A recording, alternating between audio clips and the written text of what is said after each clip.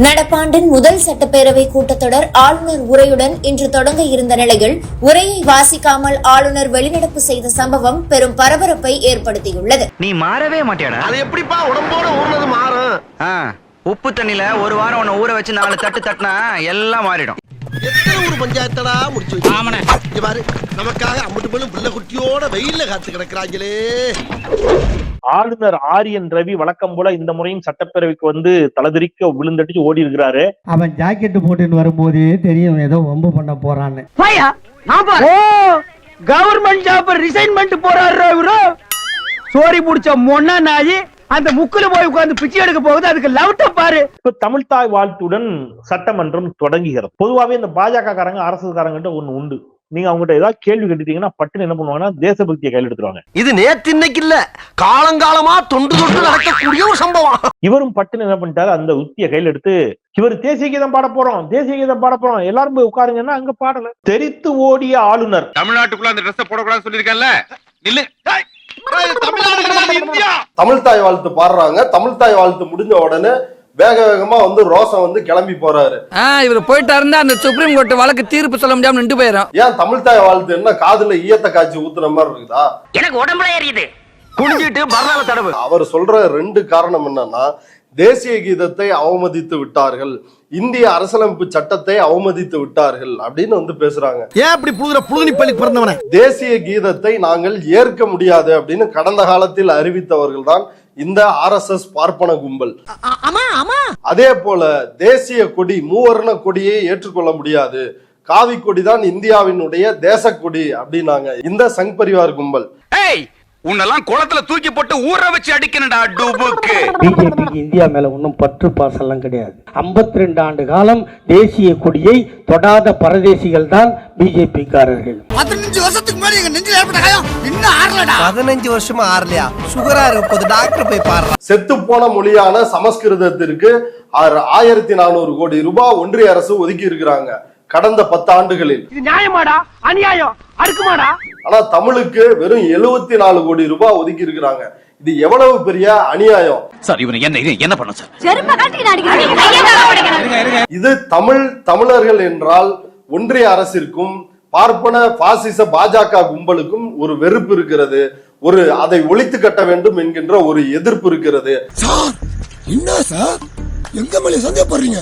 உங்களா சந்தேகப்படக்கூடாதியா?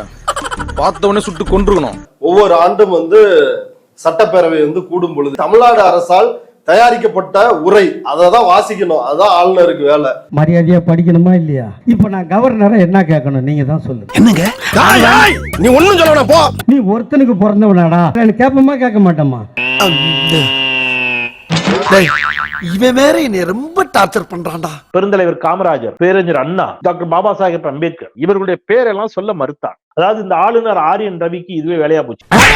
எதுக்குங்க அதான் சர்வத்தையும் அடக்கிட்டீங்க, மறுபடியும் எங்க வீட்டு பிள்ளை எரிஞ்சார் மாதிரி எதுக்கு பெல்ட் எல்லாம் கழட்டிக்கிட்டு இருக்கீங்க? இந்தியாவுக்கு சட்டத்தை எழுதி கொடுத்த எங்க முப்பாட்டன் டாக்டர் அம்பேத்கர் பேரை சொல்ல மாட்டேன்னு சொன்னான்னா அவனை செருப்பால் அடிப்பேன்னு சொல்ற உரிமை எனக்கு இருக்கா இல்லையா?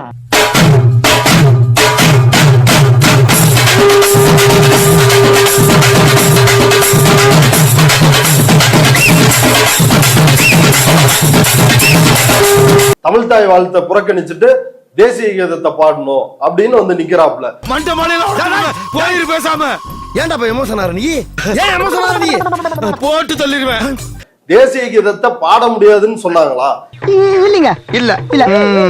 நிகழ்ச்சி முடியிறப்ப பாடுறோம் அப்படின்றதுதான் தமிழ்நாடு அரசினுடைய மரபு அப்படின்றத சுட்டி காட்டுறாங்க. நீ கால பிடிச்சு நான் கையை துப்புனா ஆகாதா?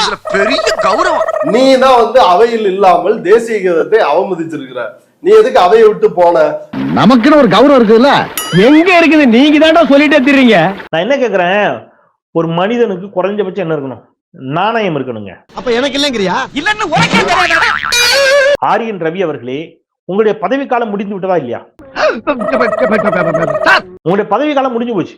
பதவி காலம் முடிந்த பிறகும் அந்த நாற்காலியில் ஏன் ஓட்டி கொண்டு இருக்கிறீர்கள்? இன்னும் எவ்வளவு நாளைக்கு இந்த ஊர்ல இருப்பீங்க? நீங்களா காரி துப்புற வரைக்கும் நாங்க இந்த ஊரை விட்டு போக மாட்டோம். அவரு செருப்ப கட்டி அடிச்சு சாணியை கரைச்சு தலையில ஊர் வரைக்கும் அவனும் போக மாட்டான். இல்ல கேவலமா இருக்குது, இது வந்து அசிங்கமா இருக்குது. சொல்லிக்கோ, இதுக்காக நான் வெக்கப்பட மாட்டேன், வேதனைப்பட மாட்டேன், துக்கப்பட மாட்டேன், துயரப்பட மாட்டேன்டா.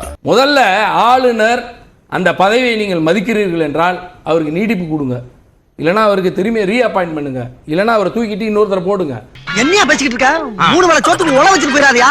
ஆளுநர் பொறுப்பு என்பதே மிக சாதாரணமாக மிக கேவலப்படுத்துற விதத்தில் ஒன்றிய பாஜக அரசு நடந்துட்டு இருக்கு. இப்படி சோறு திங்கிறக்கு எவ்வளவு மானம் கட்டு போய் தெரிய வேண்டியிருக்கு தெரியுமா? பேசுறாங்க பேச்சு. எனக்கு தெரிஞ்சு இந்தியாவில் இதுவரைக்கும் ஒரு பதவிக்காலம் முடிந்த பிறகு ஆளுநர் பதவியை நீட்டிப்பதாக அறிவிக்காமலேயே ஒரு ஆளுநர் பதவியில் ஒட்டிக்கிட்டு இருக்காருன்னா இவரா தான் இருப்பார். ஓஹோ, தண்டச்சோரா. வெக்கமா இல்லையான்னு கேக்குறேன். எனக்கா? அதெல்லாம் இருக்க வேண்டாம் போய் சொல்லியா? எனக்கெல்லாம் போய் பல வருஷம் ஆகி போச்சு. ஏன்டா சொல்லிக்கிட்டு இருக்க? இந்த மோடி அரசு ஒரு கான்ஸ்டிடியூஷனை எந்த அளவுக்கு கேவலம் நடத்துதுன்னா, கவர்னர் போஸ்ட் ஒரு பியூனோட கேவலமா காட்டுறாங்க. அவங்க நீ வேணா இருந்துக்கோ, அப்படியே சுத்திக்கோ, அப்படியே ராஜ்பவன்ல இருந்துக்கோ, கூப்பிடும் போது போய்க்கோ, நானா வேணான்னா உன்னை எடுத்துப்பேன், எனக்கு என்னைக்கு பிடிக்கல எனக்கு எடுத்துப்பேன்னு சொல்ற அளவுக்கு அவங்க கீழ்த்தரமா அதை நடத்துறாங்க. என்ன பொழப்படாது. இன்னைக்கு சட்டமன்றத்தில் ஆளுநர் 3 நிமிடத்தில் அவையை அவமரியாதை செய்துவிட்டு வெளியேறுகிறார். அதுக்கே உன்னை செருப்பால் அடிக்கணும், கழட்டா. என்ன கேலி கூத்து இது? அந்த உரையை வாசிக்க விருப்பம் இல்ல, சொல்லிட்டு போங்க. இன்னார்தான் கோபால சொன்னான்னா பின்னால எதுவும் பிரச்சனை வரும்னு யோசிக்கிறாங்க. என்னடா கோபால, அப்படித்தானே? ஆளுநர் நீங்க இவங்க ஏதோ நினைச்சிட்டு இருக்காங்களே, ஆளுநர் என்றால் பெரிய ஆளு. அவர் சமாதானம் சொல்றாரு. கருத்து சொல்றதுக்குலாம் அவங்களுக்கு உரிமை கிடையாது. எழுதி கொடுத்ததை வாசிக்கணும், அவ்வளவுதான். எழுதி கொடுத்ததை வாசிச்சுட்டு போயிட்டே இருக்கணும். இவர் வந்து தமிழ் தாய் வாழ்த்தை புறக்கணிப்பாரா, தேசிய கீதம் மட்டும்தான் பாடணும் பாரா? இது தமிழ்நாடு தானே, தமிழ்நாட்டுல ஏன் தமிழ் தாய் வாழ்த்தை புறக்கணிக்கணும்?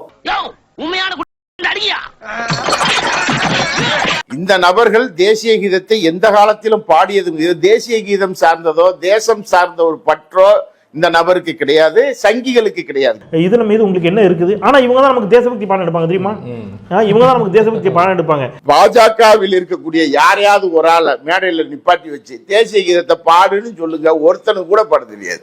மண்டையில பூரா களிமண்ணாக்கும். முட்டாப்பைய ஒழுங்கா பாட மாட்டான். தேசிய கொடியவே இங்க தலைகீழ ஏத்திக்கிட்டு இருப்பானுங்க. இதுதான் இந்த கூட்டம். இந்த கூட்டம் ஒரு கோமாளி கூட்டம்.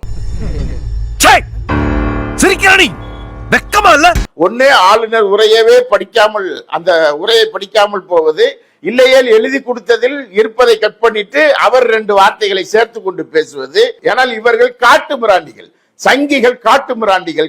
நம்ம சடங்கு சம்பிரதாயத்தை தப்பா சொல்லி இவரை வெட்டாமடு. அறிவுரை சொல்ல வந்தா ஏன்டா உடனே அருவாளை ஓங்குறீங்க? தமிழ்நாடு அரசினுடைய இறையாண்மையை கேள்வி கேட்கும் விதமாக ஆளுநர் இன்றைக்கு கேவலமா நடந்திருக்கிறாரு. இப்படிப்பட்ட ஆளுநர் வந்து தமிழ்நாட்டில் இருக்க வேண்டிய அவசியம் இல்ல. ரவி அவரோட சொந்த ஊரான பீகாருக்கு போறதுதான் அவருக்கு நல்லதா இருக்கும். அப்புறம் என்ன, ஆரம்பிக்க வேண்டியதானே? போயிட்டா. ஆஹா, துண்ட தோல்ல வர்ற மாதிரியே தூக்கி போட்டு போறானே, என்ன பண்ண போறாரோ? ஸ்டார்ட் பண்ணு.